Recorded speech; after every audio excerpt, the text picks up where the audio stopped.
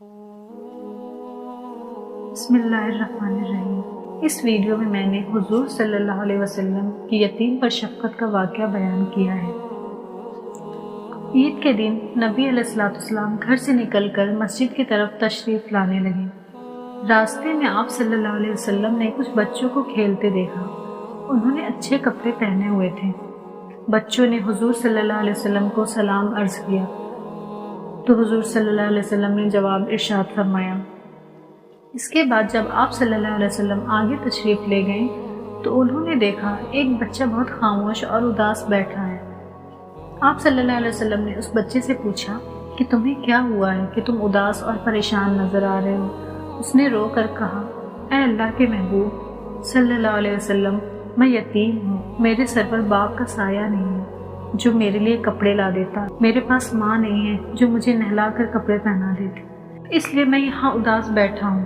تو آپ صلی اللہ علیہ وسلم نے اس بچے سے کہا کہ تم میرے ساتھ آؤ۔ آپ صلی اللہ علیہ وسلم اس بچے کو لے کر واپس اپنے گھر تشریف لائے اور سیدہ عائشہ صدیقہ رضی اللہ تعالیٰ عنہ سے فرمایا، اس بچے کو نہلا دو۔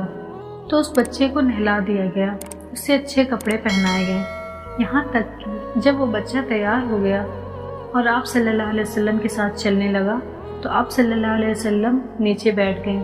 اس بچے سے فرمایا، آج تو پیدل چل کر مسجد میں نہیں جائے گا بلکہ میرے نبوت والے کندھے پر سوار ہو کر جائے گا۔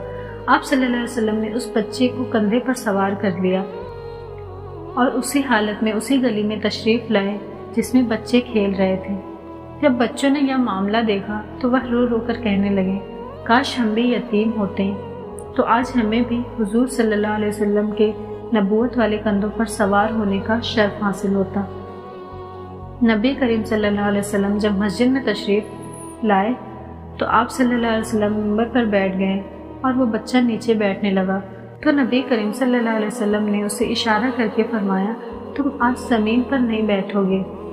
تو اس بچے کو آپ صلی اللہ علیہ وسلم نے اپنے ساتھ منبر پر بیٹھایا اور پھر اس کے سر پر ہاتھ رکھ کر ارشاد فرمایا کہ جو شخص یتیم کی کفالت کرے گا اور محبت و شفقت کی وجہ سے اس کے سر پر ہاتھ پھیرے گا تو اس کے ہاتھ کے نیچے جتنے بال آئیں گے اللہ تعالیٰ اسے اتنی نیکیاں عطا فرمائے گا۔